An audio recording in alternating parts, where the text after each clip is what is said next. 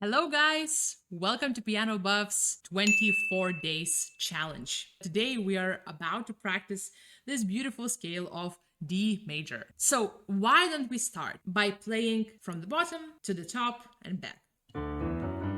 Let's take a slower tempo as always. Let's get used to the keyboard.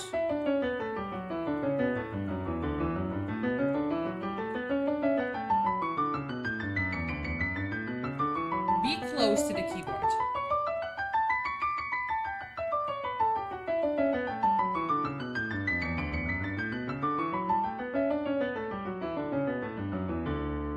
Allow some imperfections in the beginning, especially because when your hands are not that warm, you might do some mistakes and it's fine. You don't have to be excellent from the first moment you touch the piano, okay? You might be wondering, what is this thing on my hand? And what are these numbers in the right corner? So actually, in all of the videos since the beginning, you already saw this little heart, and it's actually my heart rate. So we already started doing this a couple of years ago when we recorded classical music pieces. We really wanted to see what happens with the pianist heart rate when you play something complicated, something emotional, something very fragile. This is a very fun way to learn about what does it mean to be a pianist, and that sometimes actually our heart rate rises so much as if we would be running. It's so fascinating to know how much it is required from a person to be able to play these beautiful pieces. All right, so we already played this in one octave. Now let's do it in thirds.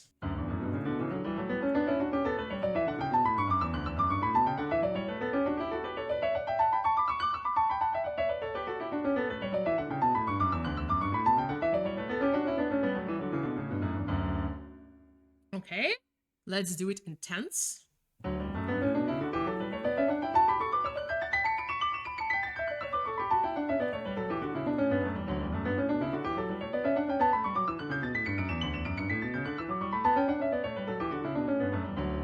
Now let's add dynamic. You can always make the scales like a musical exercise. It doesn't have to be boring. So let's start piano, quiet, then let's increase the volume to forte, and then let's go back to piano.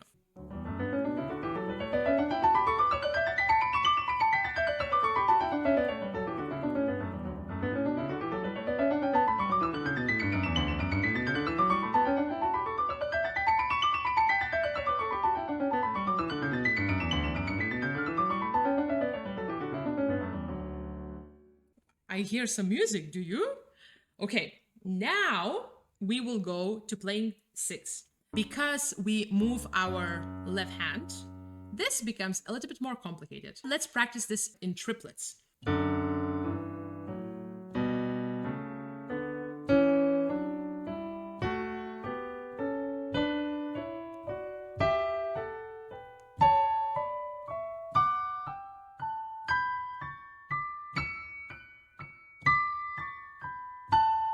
Oh, wrong finger.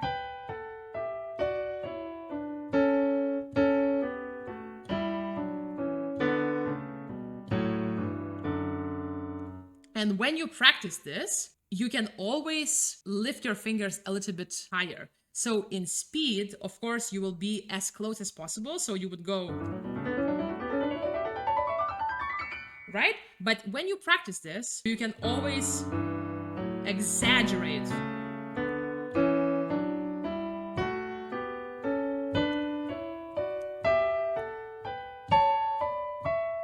Okay, let's see how it goes in speed.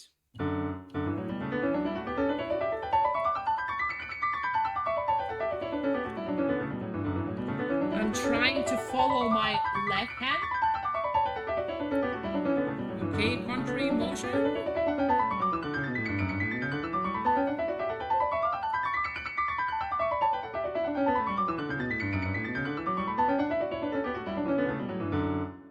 Remember that it's very important to practice fast. Oh, you see? You see my heart rate, it jumped because I got stressed. Of course, my left hand was a bit slow and I could see the imperfections. And whoa, 105, 106. Okay. You see, I tell you, playing is like exercising. Sometimes you don't even have to go to the gym. You lose some calories. So it's important to play fast because only by playing fast, you build your stamina. Different kind of muscles activate when you play slow and when you play fast. We can, of course, use the same rhythmical patterns like we just did in a simple scale. So, for example, we can put accent on every single note.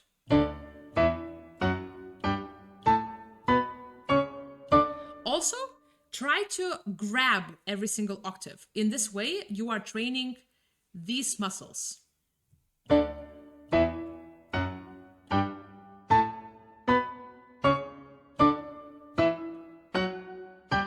And try to activate the upper hand. Also your back.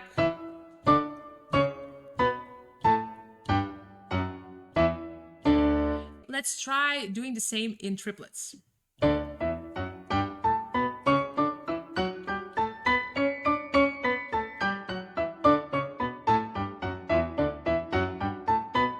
kind of felt I want to do it again.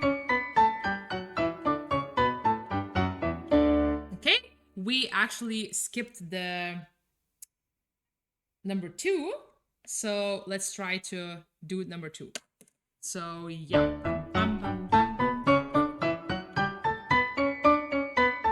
And don't hesitate to sing. Don't hesitate to sing together when you play.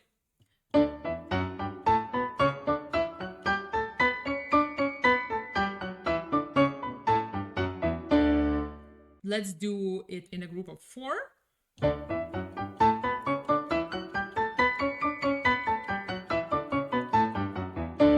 Okay, let's increase the speed.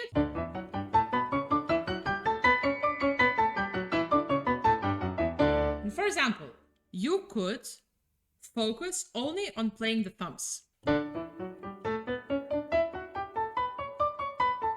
Try it. It's not, although it looks easy to play with one finger, it is not. And of course, it gets more difficult once you increase the speed.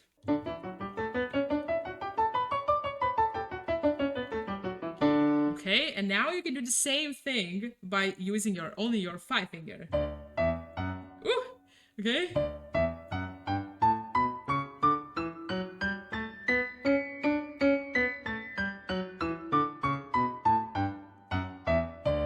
You get the idea, right? Simple arpeggios. Just to get familiar with how it feels to play from the black key. It's not that uncomfortable. Let's get familiar. This is a bit awkward, but okay. Okay, now we will do the same.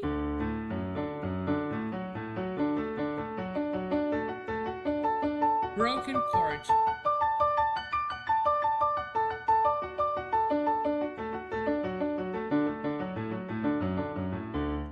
Fingering is very important in playing broken chords, so you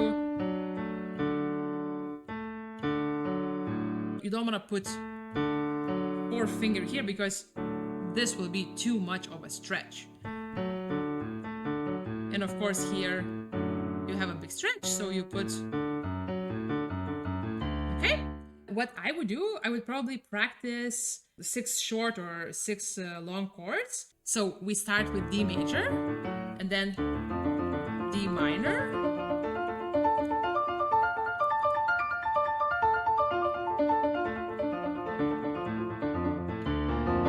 then I do, this is actually B flat major,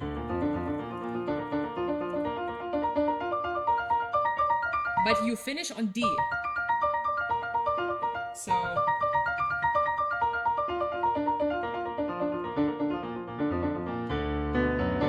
this is B minor. First inversion. So many wrong wrong notes. This is why I'm telling that these broken chords are really training your accuracy. Then you go to G major, second inversion.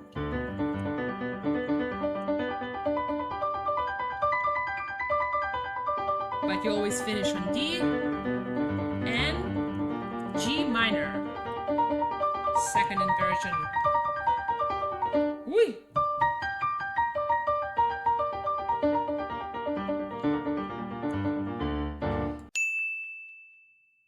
I would like to do this in separate hands first, because we are introducing this new position, playing from a black key. So this will look like this. Okay, not that great. The start was not great, but it will get better.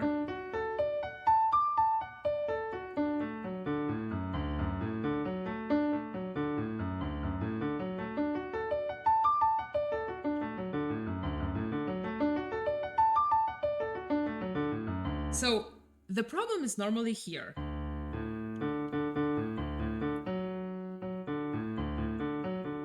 So you can always practice this change until it feels comfortable.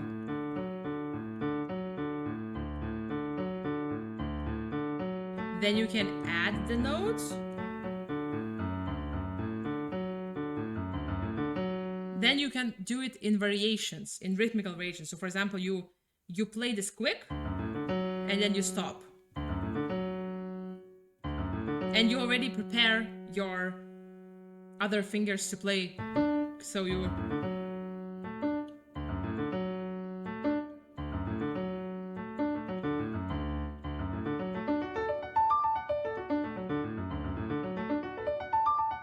What I hear is that my thumb is a little bit more accented than other notes. So in the ideal world, I should not play this D louder than other notes. They should be all equal or even. Okay, so now we are moving to the first inversion of this chord. So it's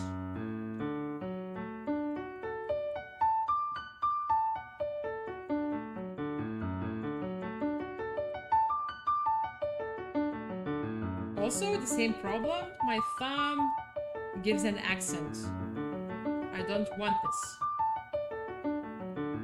And the last but not least, second inversion. Ooh, this gets...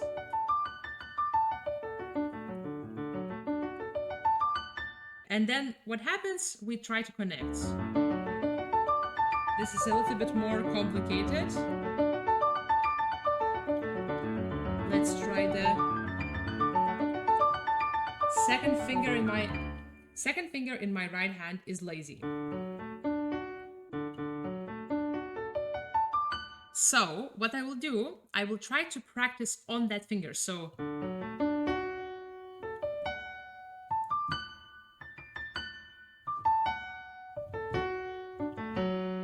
now I'm ignoring the rhythmical variation, but I'm just putting an accent and I prolong the note on which I play my second finger. So for example,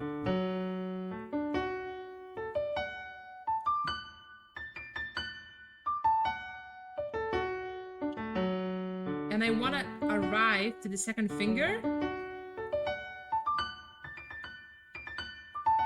I want to prepare it well, okay?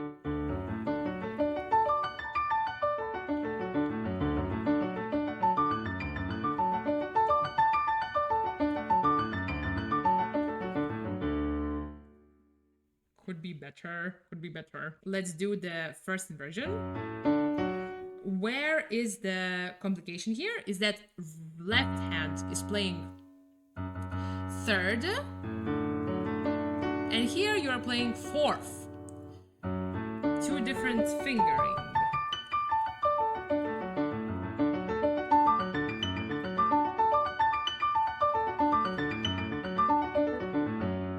Okay. One more time, a bit slower, with more accuracy. I wish.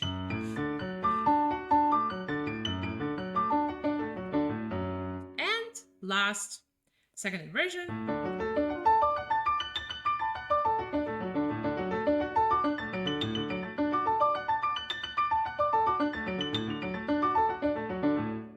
Oh, this was very jumpy. I noticed once my hands are tired, I lose the legato, the connection between the notes. So you want to try to maybe slow down a little bit. And remember to keep it legato. Beautiful connection between the notes. Now I would like to go to my favorite part. I love playing the dominant chord. So we have the tonic and we have a dominant chord, A major. So dominant chords are always major. What do? We add the seventh. And let's play chords. Let's expand our arm.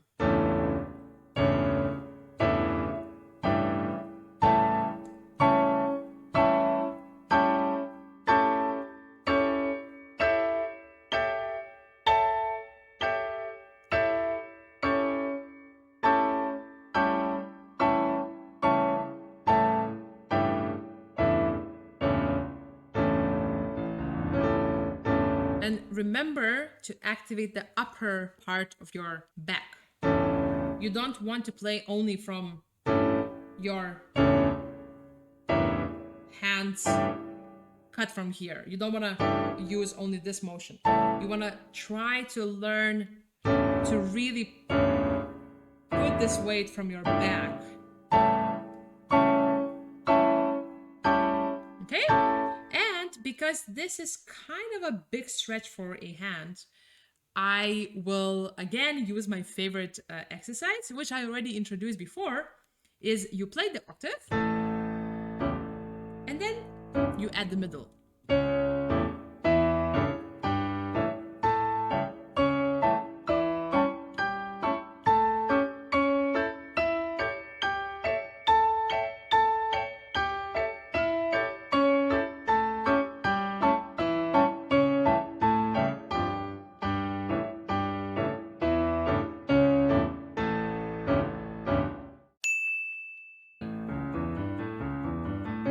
Beautiful arpeggios.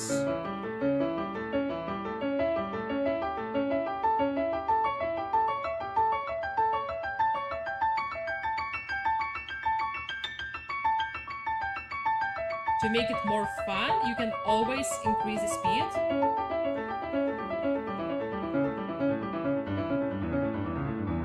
I noticed that when I practice alone, I tend to choose very comfortable tempos. So remember to give yourself a challenge. So for example, maybe you will play this even faster, or maybe you will play this with the metronome. Let's try. I will actually try to push myself and I will see what happens. I will play this as fast as I can.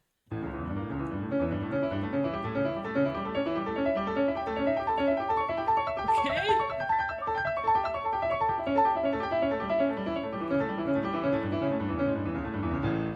Woo! Okay. Not that bad, but could be better. Now, let's do the broken chord.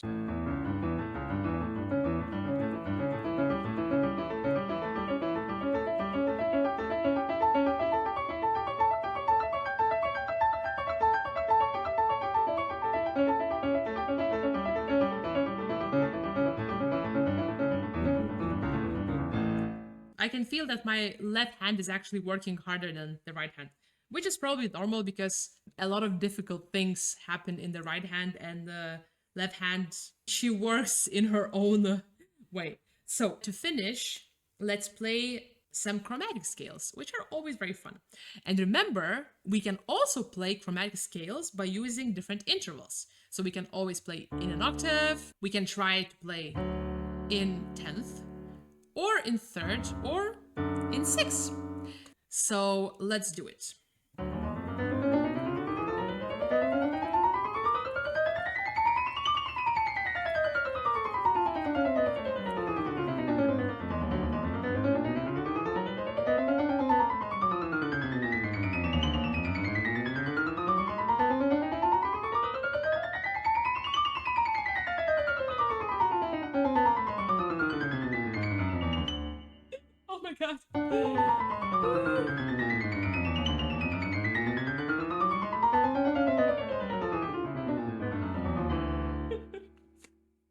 This was so funny.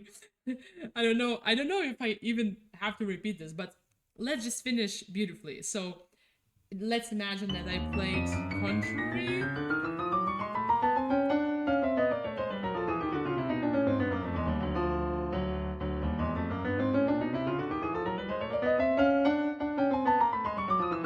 Okay, I'm doing this again, obviously.